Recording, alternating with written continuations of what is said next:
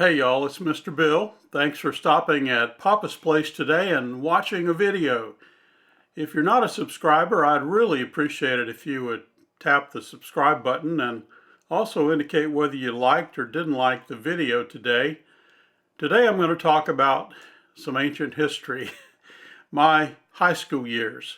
I'm going to include junior high and high school in that grouping of high school years because I don't know. Junior high was only 2 years long, and I figure we'll just lump it in together.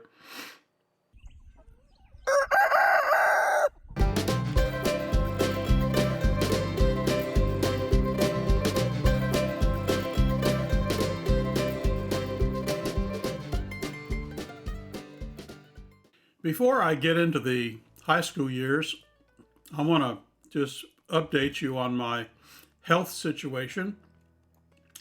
I got my test results back from the treadmill stress test that I did a couple weeks ago, and also the echocardiogram that I did. These were tests that were ordered by my cardiologist after I reported to him that I had been having some chest pains. Any type of exertion, going up and down steps, getting in a hurry and trying to rush, it would cause pains in my chest. And these pains felt eerily familiar to those that I had back in 2008, just before I had a heart attack. And then following the heart attack, we were living in the UK at the time. So I went and had the test done. I had about a 9 to 12 week period of time between when my doctor ordered the test and when I actually took the test. So I decided to go on a very strict vegan diet, just to see if that would clear up any congestion in my arteries, a buildup of cholesterol.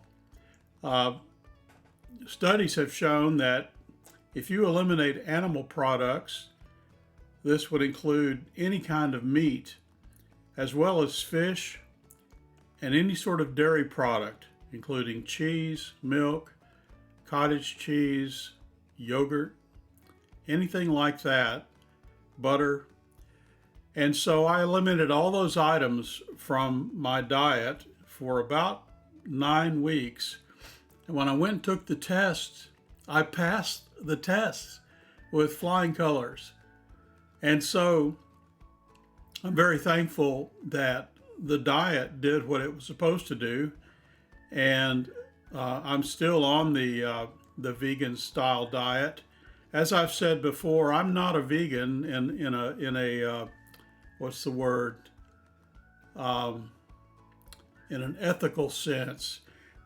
I still wear shoes that are made of leather, and I wear clothing that are made from animal products, leather coat.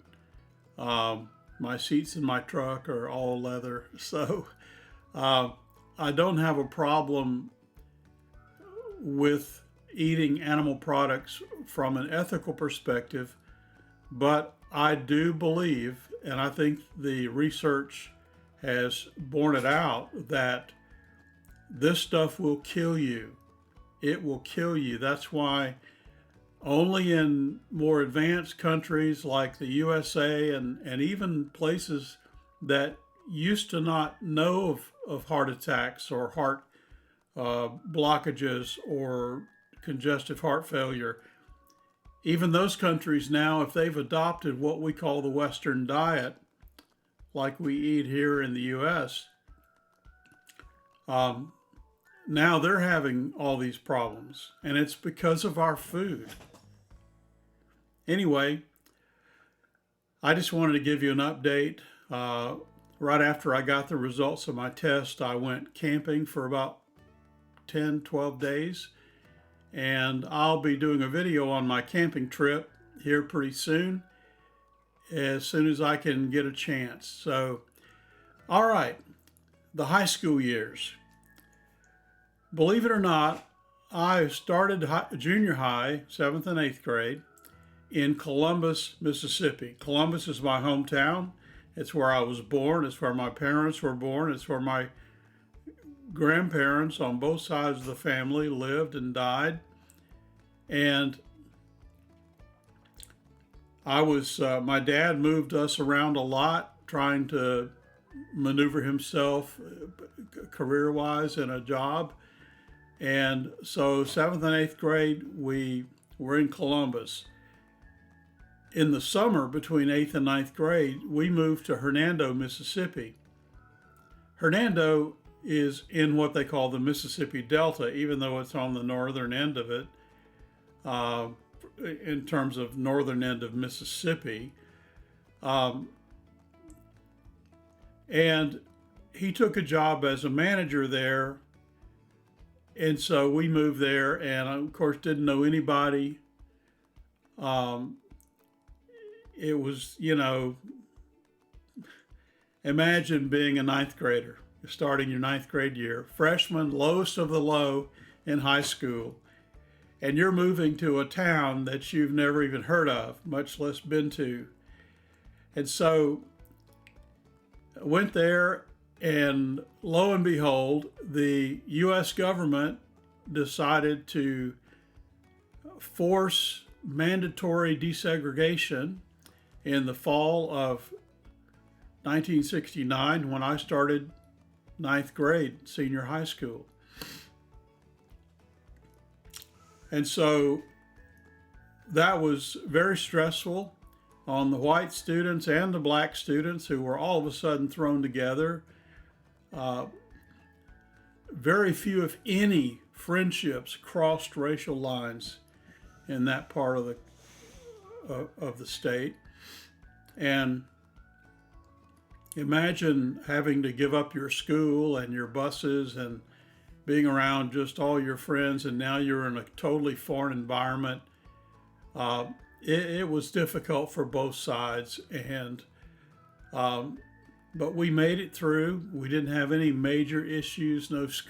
We didn't have school shootings back in those days, and certainly there were no nasty sort of demonstrations or any kind of violence or so forth by the citizens of the area.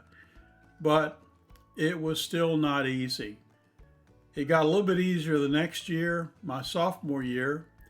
And during my sophomore year, I decided I would be a big shot and take high school chemistry.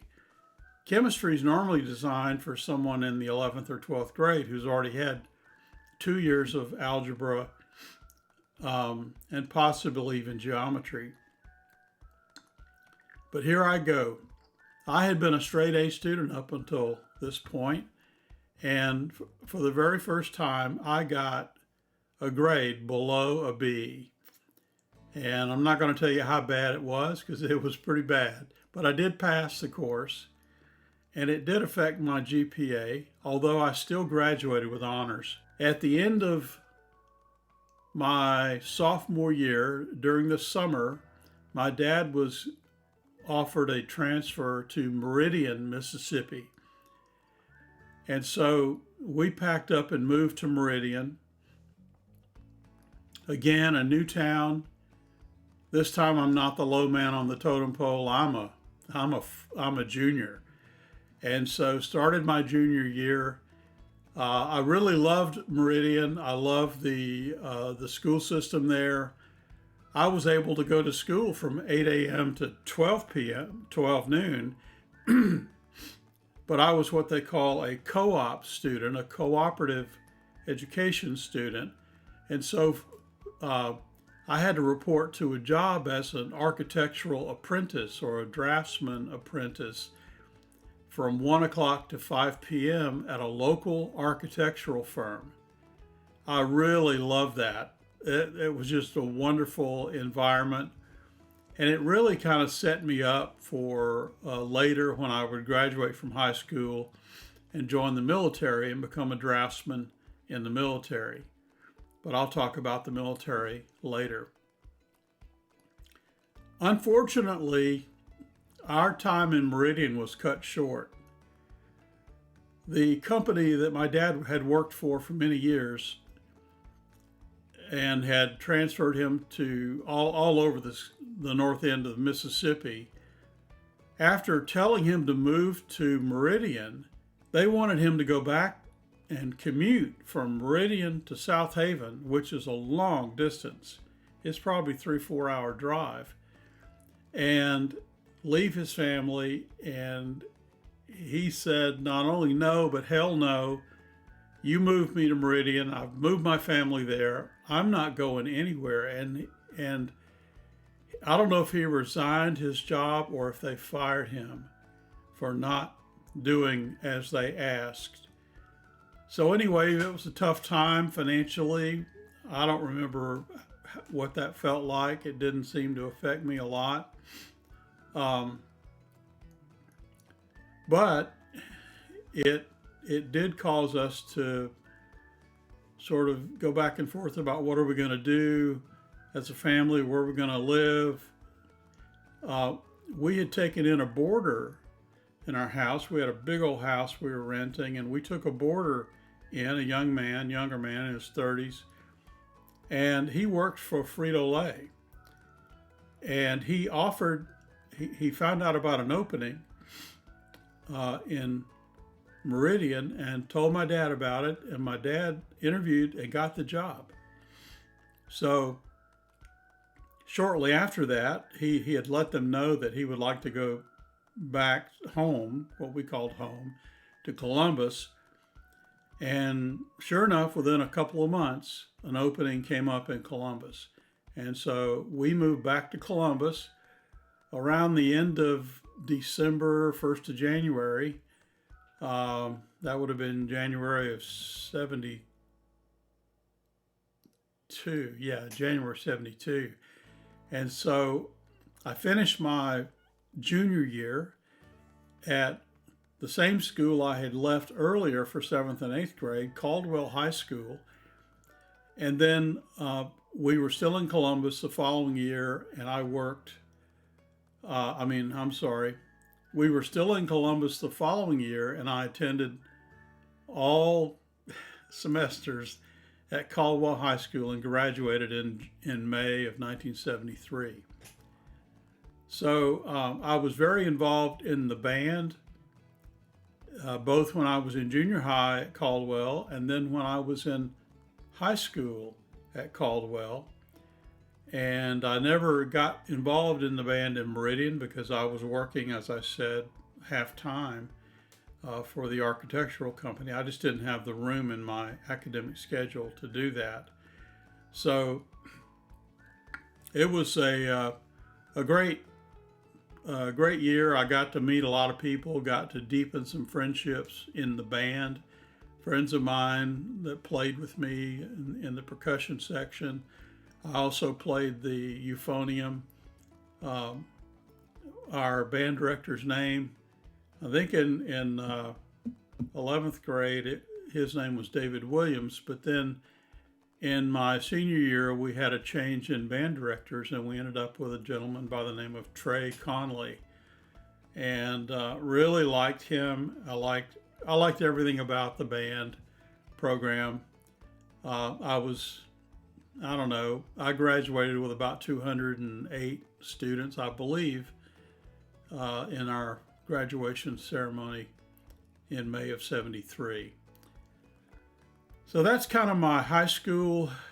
I may come back and pick out some specific things later that will tie into some other subjects, but I'm going to stop it right here. By the way, let me just mention that when I graduated high school, I had never kissed a girl.